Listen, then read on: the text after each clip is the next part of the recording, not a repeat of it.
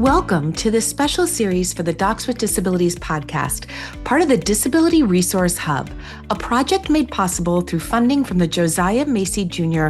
Foundation Catalyst Award for Transformation in Graduate Medical Education.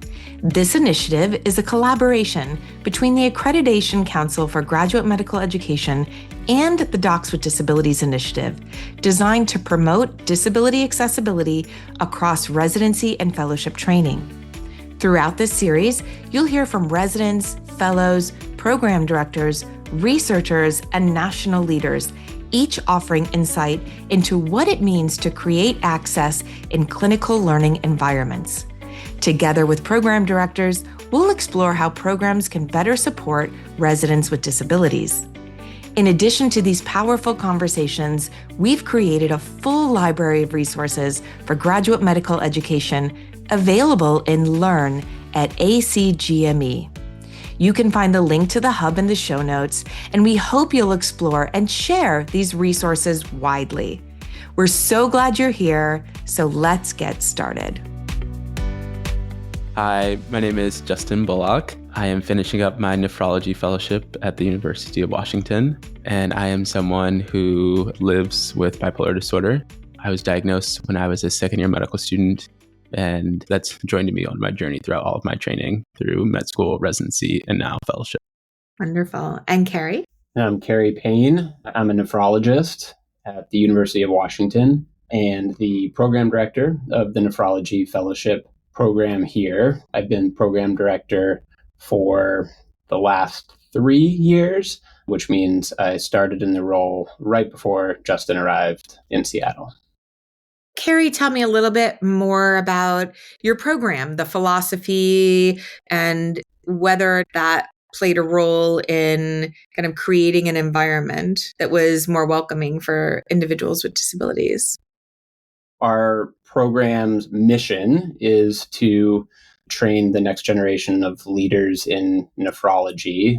We really think of ourselves as an academic program training folks to be good clinicians and researchers and educators, and then to do so within an environment that values diversity and creates a space, a place where people from diverse backgrounds can learn together, work together, and be successful. I think probably both consciously and sort of on a subconscious or just ingrained within the program is a commitment to diversity that hopefully made our program a place where Justin was able to see himself potentially being successful. I guess he can tell us whether it looked that way before he came, but that's certainly our goal. Amazing. Well, I happen to know our guest very, very well. So it's a little bit different of an interview, Justin, isn't it? When you know the answers before you ask them, but we're going to ask anyway, so the broader audience can learn from this experience.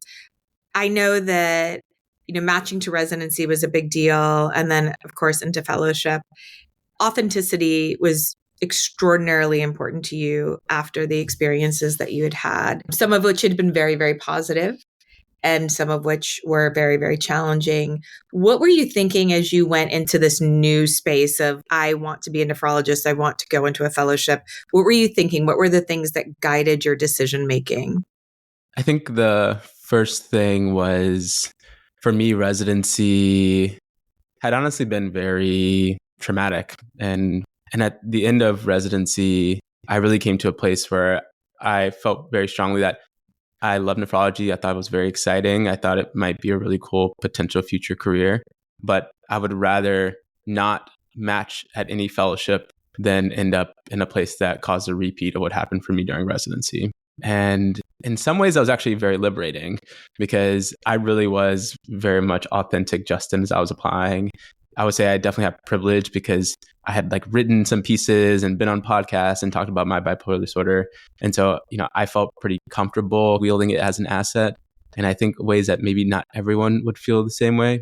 As I was looking for different nephrology fellowships, one of the things that I really was weighing was how people were responding to this aspect of me, if they felt uncomfortable or didn't seem like they wanted to talk about it. I felt very lucky when I was talking with folks at UW. On my interview day, I had a number of people who kind of disclosed their own lived experiences with me. And as I sort of started to get further along into my decision of what I would try and rank for fellowship, I actually had some interesting conversations with leaders throughout the institution. And one of the big things for me was that I really wanted to have my clinic at our county hospital. Serving underserved folks is the reason why I went into medicine and continues to be my anchoring everything. And interestingly, there actually was some tension for a while because institutions have policies and practices and they want to treat everyone equally and they don't want to promise things to people because they feel like that wouldn't be fair. And so I got to have some kind of really cool, kind of intense dialogue with different leaders in the institution. And ultimately, I ended up ranking UW first and felt very lucky that I actually got to end up there. And you did not interview with Cary, correct? Correct. Yes. Yeah. So I had kind of hints that maybe there would be a new program director, but they hadn't announced who it was. And so there was definitely this uncertainty that like I'd had some positive interactions with some people, but I didn't actually know who would be the main day-to-day person who would have a really big influence over my life. That's kind of scary. It is actually terrifying. Especially if you get a hint that there's going to be a change. But before you went in, as Cary said, he had taken leadership in that role. So as you were transitioning, it was working with Cary. University of Washington is a pretty big, institution. And as with any institution, there are positive things and there are negative things. But fortunately, UW has a quite structured, formalized accommodations process where they have a disability services office where you have your provider fill out a form. It's a very kind of well laid out process. And then after you submit all the information, they sort of communicate your accommodations with your sort of local supervisor. So for me, that was Cary. And I guess the first point that I really had a meaningful interaction with Cary was our first meeting as we were sort of talking about and planning the accommodations for fellowship. I want to talk about that structure for just a minute because I feel like, once you get to the conversation with Cary, obviously things went well or we wouldn't be having this conversation, right? Because this is part of a group of interviews to show what happens when it goes really well. But what was that process like for you? You've been through it a couple of times at a couple of different institutions. We call for a structured system and we want people to have an understanding of, step one is this, step two is this. And we want to protect against having to go straight to the program director. So I'm just curious, since you brought it up, what this looks like in practice for people. Yeah, for me, it actually felt very good. And the reason is because, so when I was in residency, I too applied for accommodations and there was a formal process and it was a little bit more opaque, but it was still relatively straightforward. And later on during residency, when I had the bipolar disorder that I had previously disclosed that I had, and sort of things turned sour and I felt like I wasn't very supported by the institution, I actually believe that having formal accommodations, having sort of applied for them before I started residency, having proven that I was taking all the things that I needed to try and protect myself, I actually think that was very helpful and protective. And so as I was going to fellowship, for me, it was like, sometimes people have this sort of tension of whether or not they want to disclose, but I actually do think it can be very, very protective for people, like in case things become tense later. I absolutely agree. I mean, you're not protected until you make that disclosure anyway in a system. So that's great. So you get to Cary. What aspects of that process, once the two of you connected, felt the most supportive? And in what ways, or if challenges arose, in what ways did they arise in that initial kind of conversation? Yeah. And I would love to hear what Cary's going to say about this too. I definitely remember going into that meeting kind of like this feeling of like guns blazing, but trying to be slightly suppressed with guns blazing. And by that, I mean, because I had all these bad things happen, I wanted to prove all this bad stuff happened, try to sort of argue my side and show that like it was my program's fault of all these bad things that happened, and really just feeling very defensive. And I will never forget that Cary said to me, he said, "Justin, clearly we have a lot to learn from you, but it's not your job to teach us." And for me in that moment, that was this huge disarming statement. I got the Kleenexes out. Yeah, it was this huge disarming statement because for me, there was just so much respect and humility in that statement, acknowledging my suffering and saying that for me in that statement, it was committing to an active process of learning and working together, and not putting all that burden on me and saying, we want to learn from you, but we also have our own work that we will do in this process. And literally in that moment, I told all my friends, I'm like, if nothing else happens during fellowship, I've already gotten more during fellowship than I've gotten in the past. So I will just be happy. So I think that's my first initial, like, real strong memory of Cary. That's amazing. I might reframe that. You said you came in guns a-blazing, you were defensive. To me, it feels like you were scared and you wanted them to know, I'm not going to be a problem for you. I promise. Like, let's just figure it out. So, because I know what I need and I'm not a problem.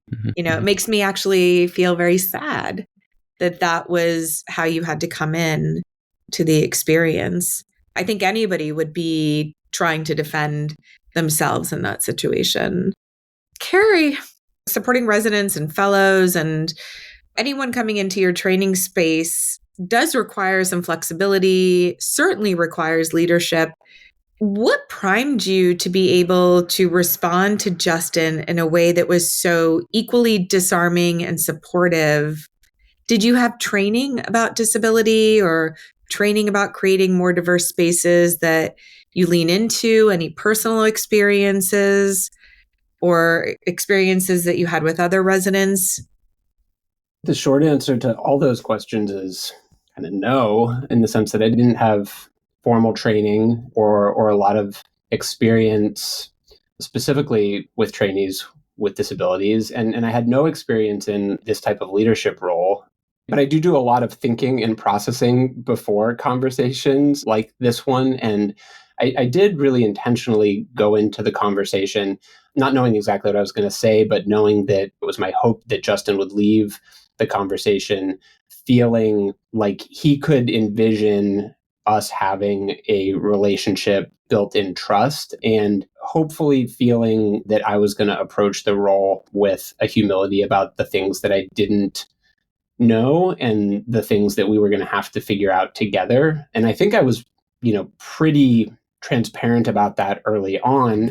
I think I would have been, even if I'd been in the role for 3 years, but probably more so in that particular transition time, because I was transitioning into the role. And I really did feel humble about the things that I didn't know and the things that we were going to have to figure out together and the things that hopefully we were going to be able to collaborate on. So that was the spirit in which I went into that conversation. And I'm glad it was received how it was. I mean, I was a little nervous to meet you, Justin. Everyone here was so excited about you coming. And I was like, man, I hope I don't screw this up. So there was a little of that too.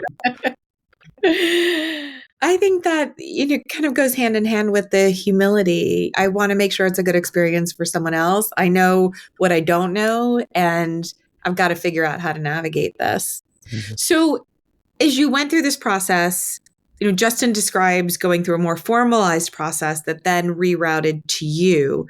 Who did you work with to determine what would be reasonable or not reasonable? What did that decision look like for you? And I think too, because of Justin's particular disability, it's a very diffuse kind of potential need, right? These are the concrete needs to starve off increased symptomology, if you will, right? To avoid that.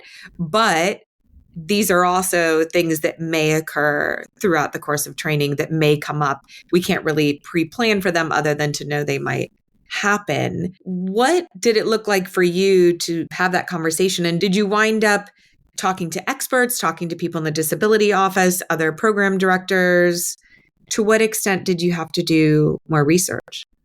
So the disability office was helpful in a very sort of narrow scope sense. I mean, they issued a letter, right, that went to me sort of outlining the accommodations that Justin had requested and that, were approved by their office. But I think, as you point out, the sort of bigger piece was the sort of unknowns that were going to require some flexibility and ultimately require that Justin and I have a trusting relationship that I think is not something that fits well into a formal letter that comes to me and Justin from the disability office. I did talk to other colleagues, other program directors who had been in the role longer than myself, people who I respected and who were sort of the templates that I wanted to sort of model myself after in the role. But then ultimately, I think another piece of it was also just being a little bit comfortable with the uncertainty and having that be okay. This is obviously looking back. I think in the moment, it took more the shape of Justin and I allowing our relationship to develop and the trust to develop. But as I look back, I mean, there was a part of that was just sort of allowing the uncertainty to be something that was okay and not a problem. Yeah, it's hard, especially as physicians who naturally want an answer, right? Especially like this black and white answer, to be able to sit in a space of not knowing what might happen it's a skill that you have to learn. But I also think that goes back to the trust that you were saying you developed with Justin. And I think Justin is a very self-aware person and communicates that self-awareness really well too. So you can kind of trust in Justin to know what he needs as those moments shift. So Justin, that brings me back to you. What accommodations or supports were most important to you and were most needed as you transitioned from, as you said, a very traumatic experience into an experience that you hoped would be vastly different? So first, there are just like the basic accommodations. By basic, I mean ones that have been consistent throughout all of my training, which for me are medical leave to go to appointments. So all throughout therapy, I did at least weekly therapy. When I was on my research time, I've continued to do now twice weekly therapy. I have psychiatry appointments.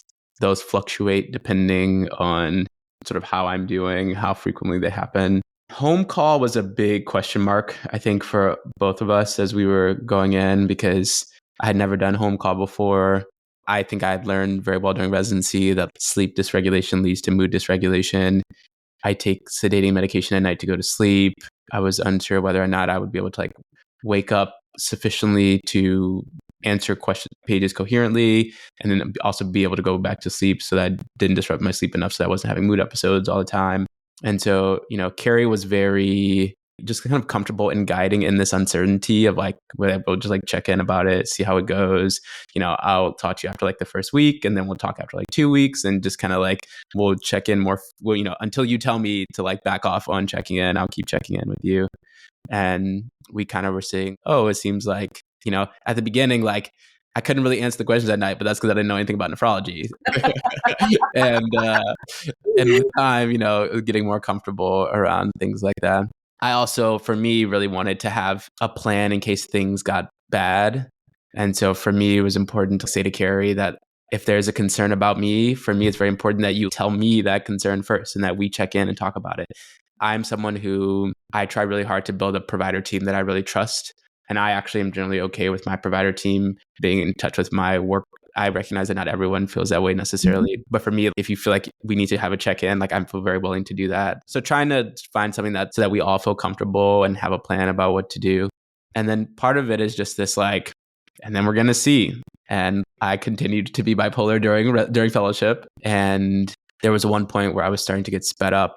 And fortunately, my co-fellows were very willing to trade night call shifts with me. So I had a month with no night call, and I would check in with Cary about that. And one moment particularly from that time that stands out is in this time where I was sort of getting sped up, I made a clinical mistake.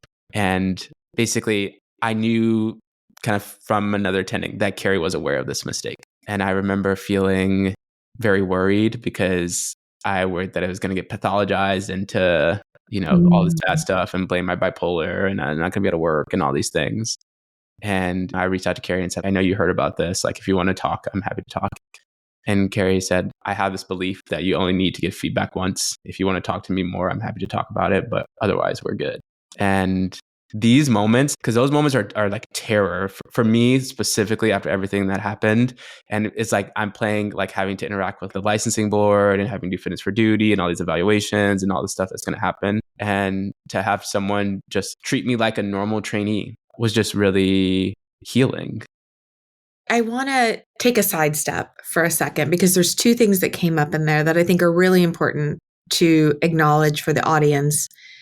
And I'd love, Cary, to get your impression on this too. One is medical providers, especially in learning situations, make medical errors all the time. I don't have the statistics on it, but I know that when we were looking at differences between disabled, non-disabled providers, there are no differences statistically when it comes to learners, trainees that have accommodations. So all trainees make mistakes.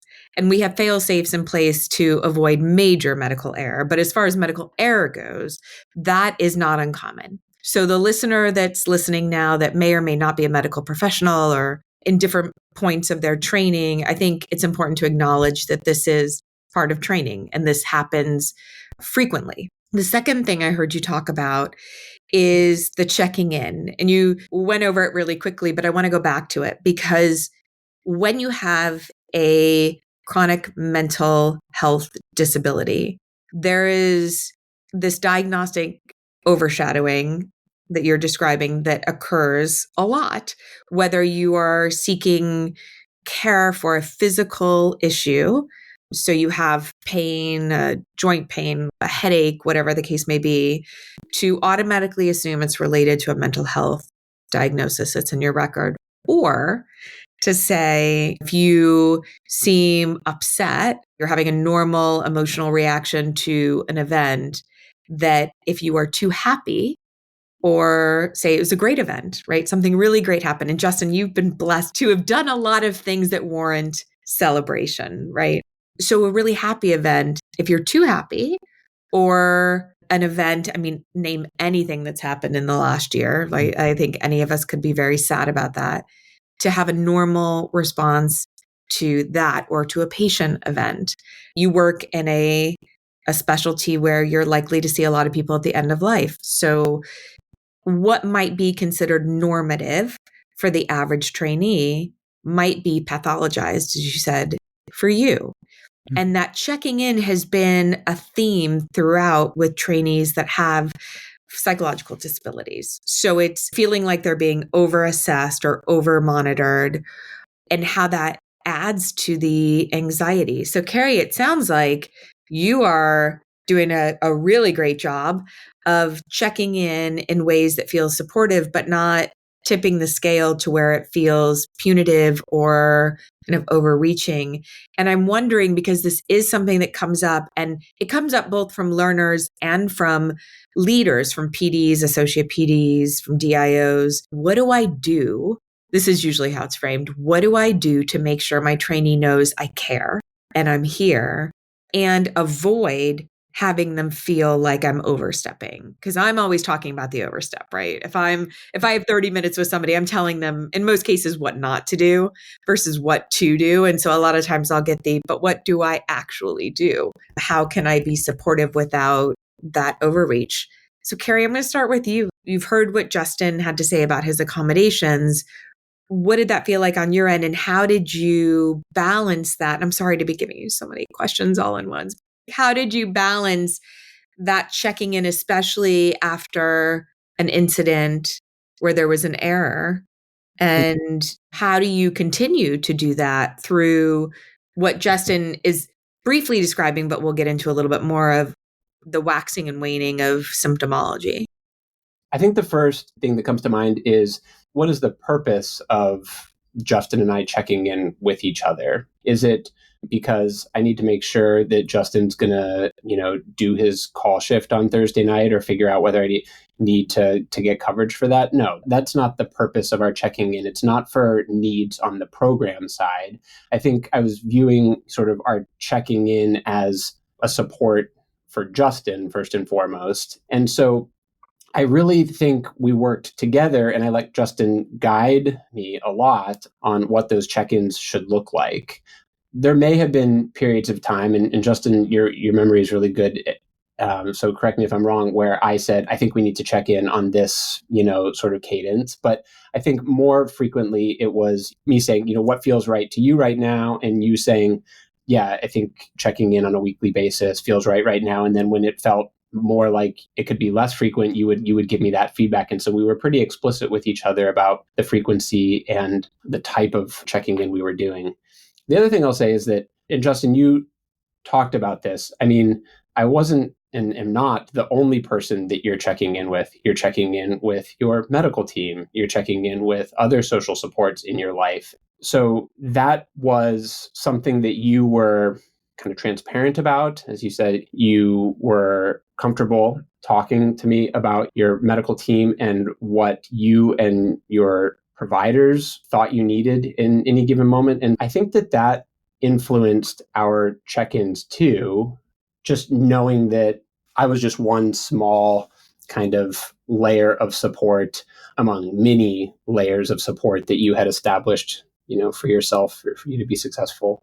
With respect to the making a medical error, I remember that text conversation and I remember thinking that it just really wasn't that different in kind from any other conversation I would have with a trainee about a situation where an error was made. We have lots of layers that are in place to make training a place where you can learn and where we can still keep patients safe.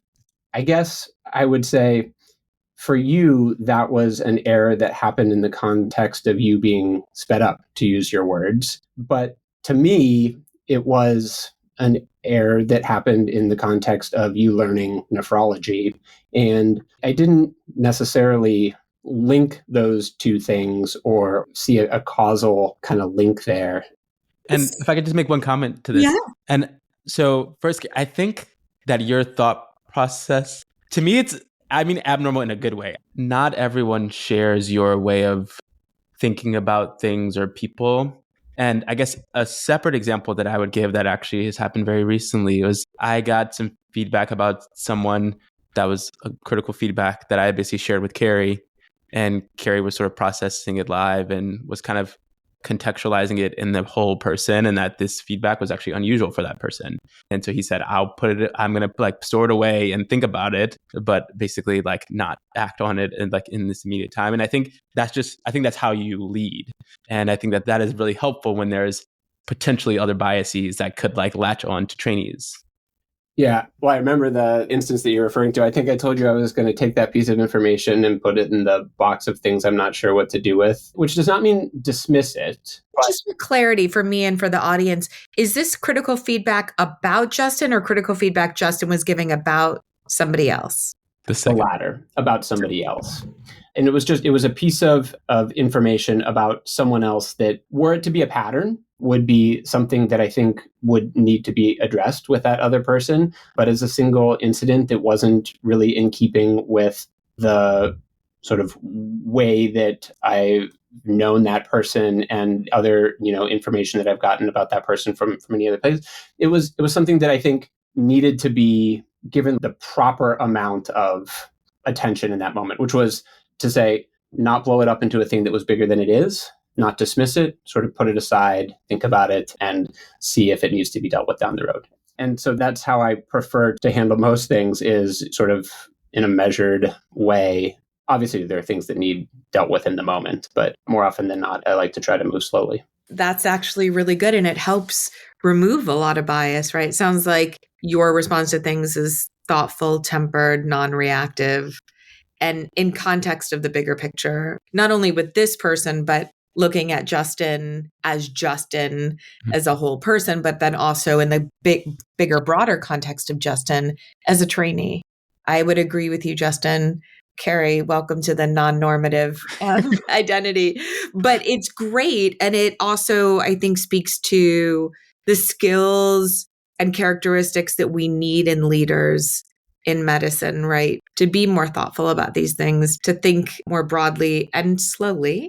Well, switching back, that was our little side step, but switching back to the accommodations discussion, some of these things, especially the more acute things, would require some shifting in the program. And so in what ways did the accommodations in general have an impact on the program? And in what ways did the acute need for accommodation have an impact on the program? And how did you manage that? And that is two questions But I think that because they're so closely related, we're good. And there are two questions that I get from program directors all the time. So I'm excited to hear what you have to say.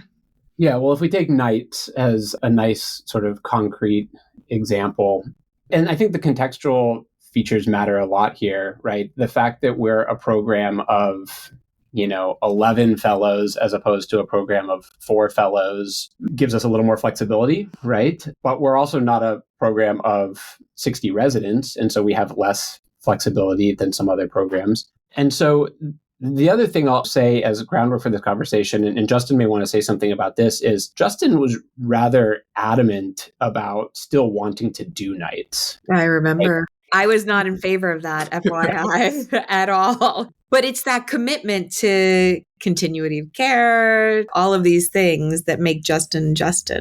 Yeah. I know, Justin, do you want to say something about that before we talk? Yeah, well, the thing I always say this to people is I absolutely never want to be the example for other people, especially around this thing, because some people would say, oh, you see these other people, they've done nights, so you should do nights. And that is always my fear whenever the nights topic comes up. I did personally feel like I like nights. I love medicine at nights. If I'm able to do it safely, I did want to do nights. But I also wanted to have the ability to say like, oh, this isn't working out. I'm like really not able to do it. Did you transition into nights and out of nights in a way that supported your sleep hygiene? Like, was that different? So in residency, we would do actual full night shifts in the hospital. So fellowship was all home call. So that basically meant there are some nights where you actually get like between your sleeping hours, you get no pages. And then there are some nights where you get pages where you're up every 60 to 90 minutes. And then at some low frequency, you go into the hospital. Fortunately, nephrology is a specialty that most of the nephrology you can do with just the numbers and can do remotely. Our program had a policy that the first 6 months, if you got a call and someone had to start dialysis newly, then you would go in. But then after 6 months, then we felt like you were comfortable enough to make that assessment remotely. It was always, it being at home made it so that, and actually with my sleep, with my medicines, I could wake up through them. So I was never that sedated, but then I could fall asleep relatively easily. And you and I did some contingency planning too that, actually we didn't really end up needing to kind of put into practice, but we talked about, okay, well, we're going to, at the beginning, start with you doing nights sort of on the cadence that other people were doing, 1 a week on average or something like that. But that there was potentially a scenario where you would still want to continue to do nights, but that it might be better for you to do a block of nights, right? Where you could make adjustments to medications or other patterns and do a week of nights. And so we were prepared to alter the schedule to do that as well. And it would have required, some changes in the schedule and some switching things around, but would have been, I think, very easy for our program to do that. We never actually ended up doing that. There were some times where you did fewer nights, and for the most part, you orchestrated those swaps, for better or worse. We'll just say that out loud. I think we were there, and had you come to us and said, can you help me clear this? But if you came to me and said, can you help clear this month of nights, we would have helped you orchestrate either swaps or taken you off nights without exchanges and figured out a way to get those covered. But you did a lot of that on your own, actually. Yeah.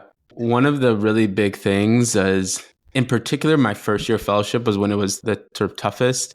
There was one co-fellow, Karen, who was just always willing to switch with me. And like, when people are tired, sometimes they don't really want to look at their schedule, and it's a little bit like pulling teeth. As a co-fellow, you don't want to like force people to switch like nights with you. And so for me, this is actually like existing in a community where there's other people who are your allies and like willing to help you. For me, that was a really huge thing.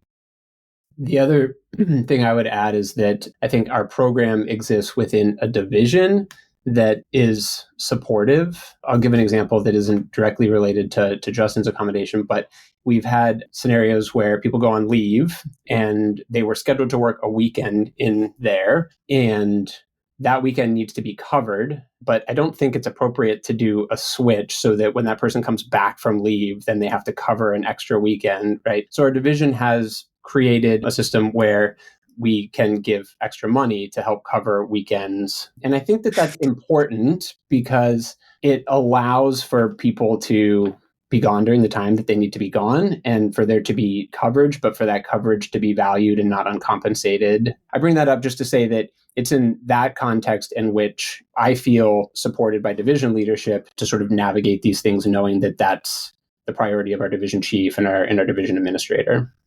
I don't think it's an exaggeration, Cary, to say that setting up systems like that saves lives, because the people who need it, when you remove the stressors from the scenario, the trainee that needs to be gone to make that very difficult decision that they know will impact their peers, et cetera, can make that decision without feeling like they're starting a domino effect.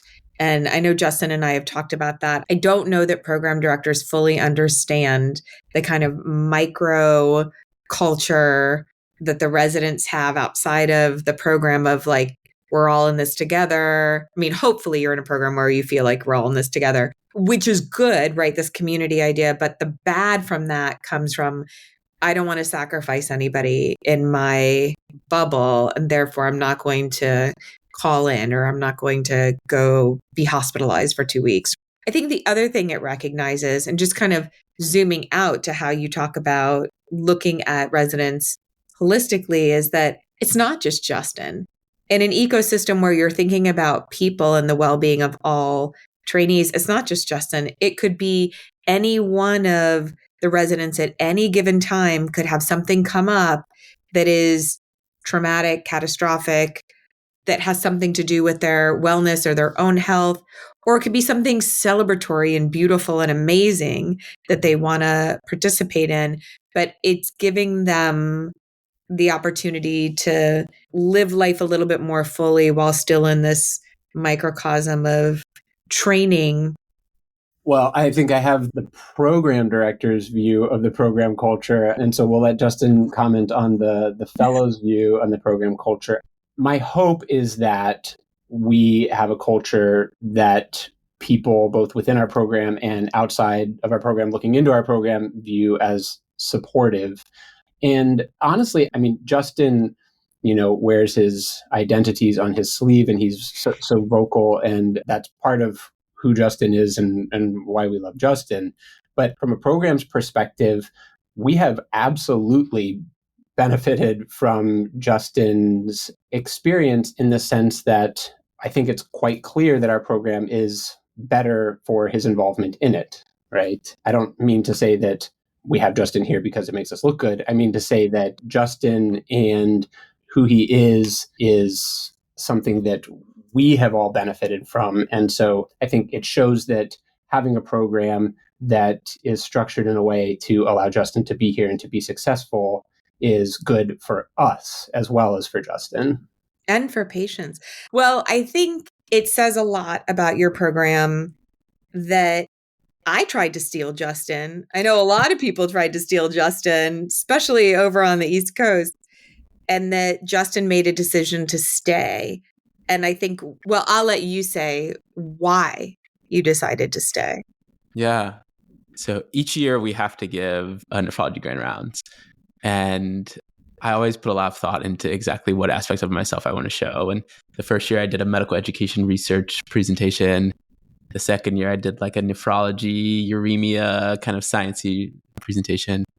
And this last year I did a mental health talk. I do a lot of kind of mental health talks, but this one was one that was very kind of vulnerable and dark and tries to give some hope. In the past, a lot of times when I've had to give these types of talks, it's been like I've been doing it sort of as an act, as like a radical act of defiance. But this time it just felt so different because I was doing it because I felt safe and because I like wanted to share this aspect of myself with everyone. And it was just very beautiful. And like I actually cried at the end of my talk, which I usually never actually cry. I'm going to cry now. But no, you never cry. Everyone cried at the end of your talk. Yeah, and I think it really is like, when I arrived to UW, I really felt very wounded.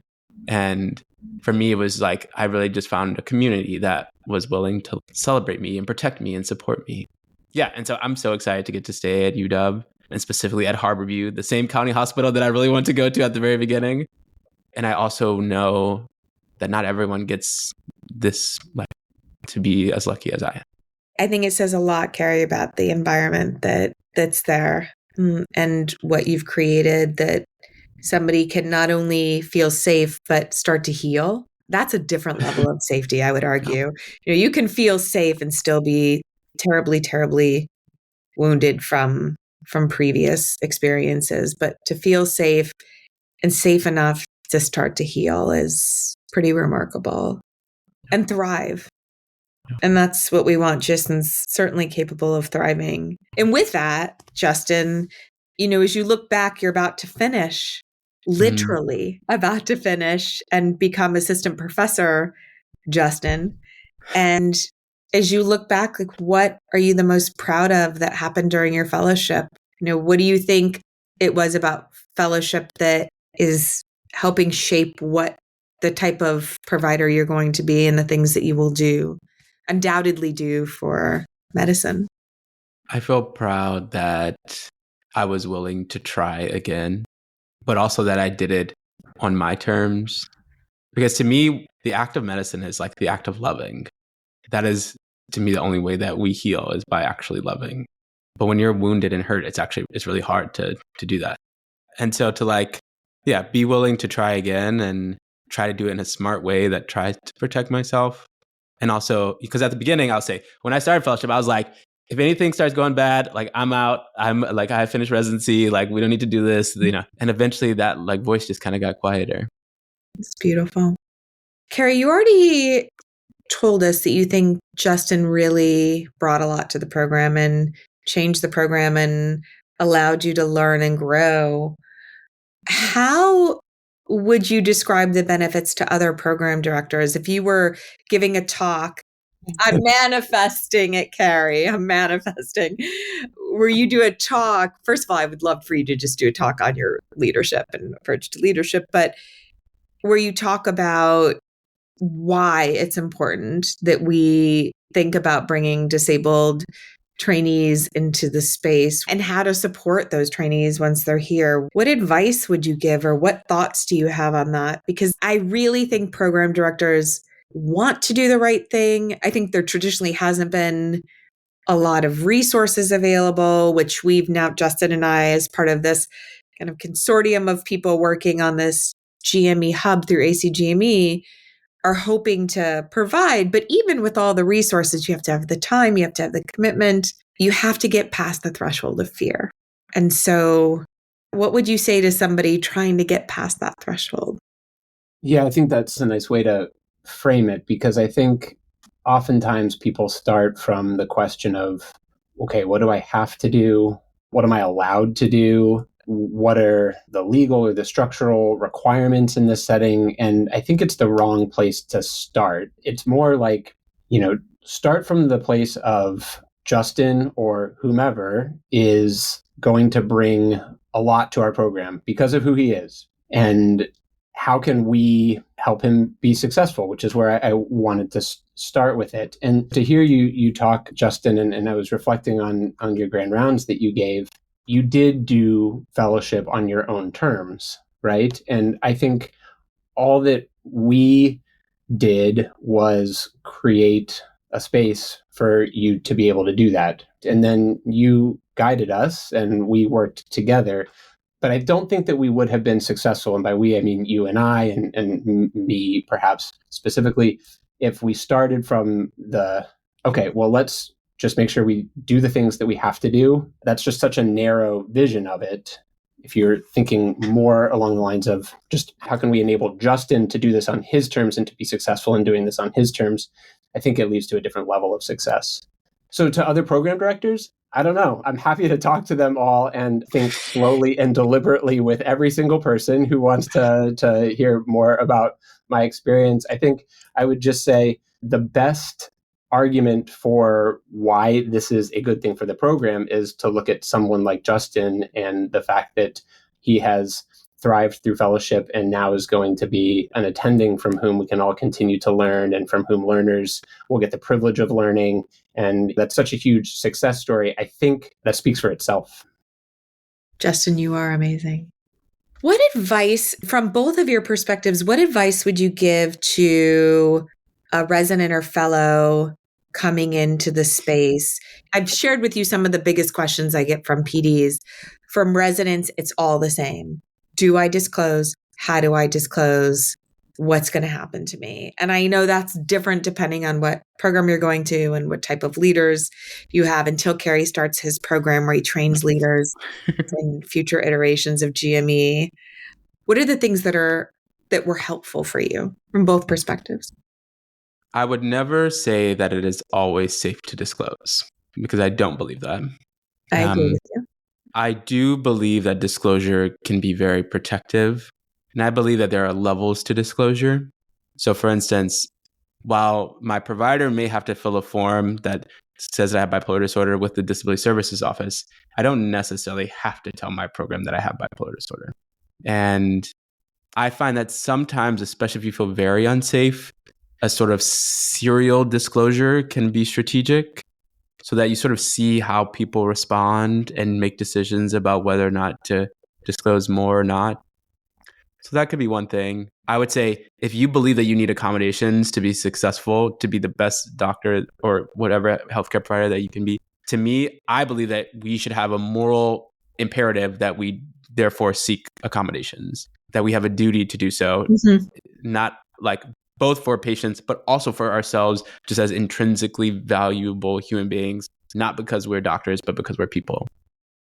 Can I ask you a question, Justin? I mean, do you think that there's a role for speaking with current trainees? That's a vulnerability of a different sort, but I mean, trying to, if you don't know from program leadership or know enough about how program leadership is going to sort of respond to a disclosure, is there a role for talking to current trainees? I recognize that requires disclosing to them, but because I'm just thinking, if someone came to you and said, should I disclose? I think you'd be able to give them advice about what to do within the confines of our program that may not apply to other programs, but I don't know. I'm just curious. Yeah, I mean, I definitely think that if you're able to find someone, then it definitely is very useful. I think the whole Docs with Disabilities podcast provides a lot of people with different disabilities and different identities that may help to guide people as they go.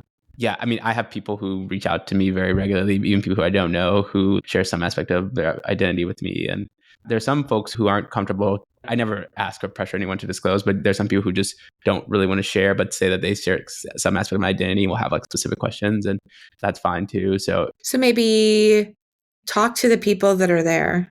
I have had residents say, everybody said things were great. I was asking them. I actually just had this with, who my research assistant is right now, and they just went through a placement for a different type of medical professional, but they said that they were sitting in one space and they were asking people, and people were saying one thing about how great the program was, but you could tell that there was a lot that wasn't being said. And so I think that, getting back to the in-person interviews where you're meeting with people and in these informal spaces, I do think there's a lot of validity carried to that suggestion that people engage as much as they're comfortable. I think there's ways of asking questions that are a little covert, but get to an answer.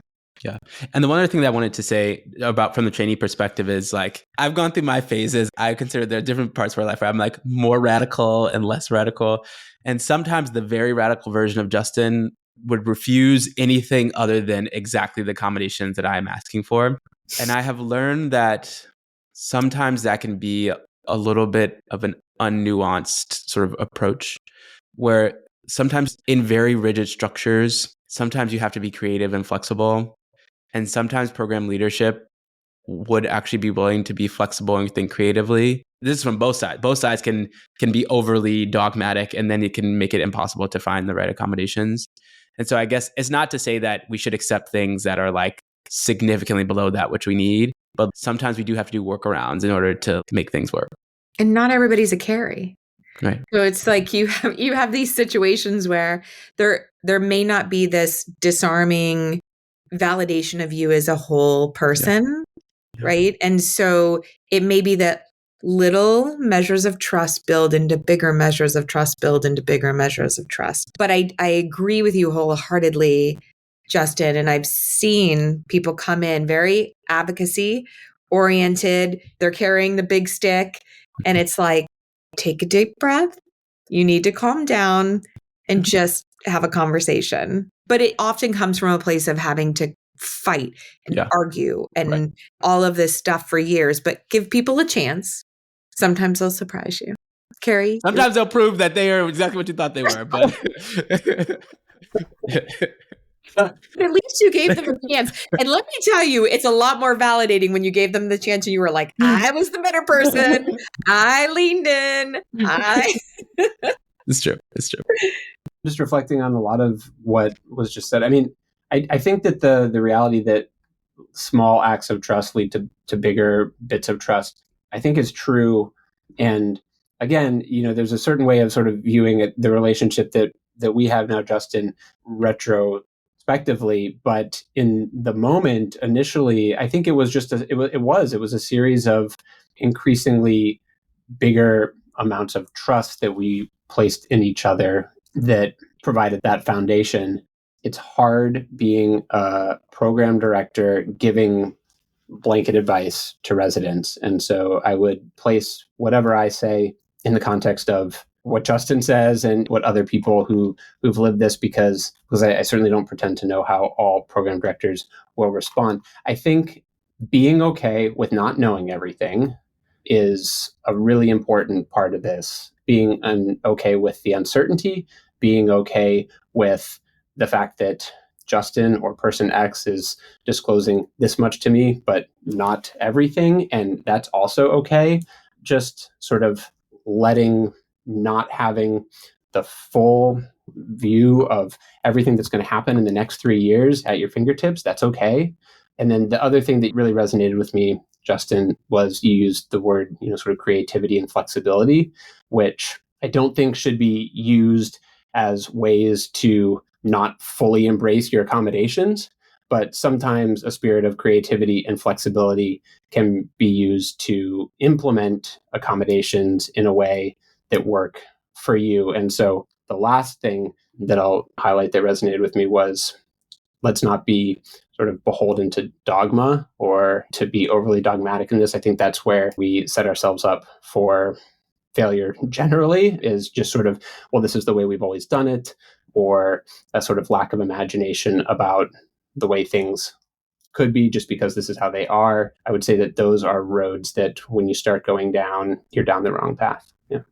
Amazing. I just want to build on something you said, Cary, about, I don't want to speak for all PDs. And I think that's a really good point. PDs come into these roles from such different spaces with such different levels and years of experience and experience with or without disabled people. And so I would say to the residents, you don't know what you're going to get on the other side. So what you can control in this situation, and kind of going back to what Justin was talking about, is what you're willing to present and what you want to make known from the beginning. And so be as authentic as you feel safe being, knowing that most people apply to 20, 25 programs. Those are 25 very different people with very different backgrounds and very different understanding. And then similarly to the PDs out there, if you've had one student with a disability, one resident with a disability, one fellow with a disability, you've had one person, that experience doesn't mean that it's going to set up your next experience. It may be similar. It may be very different.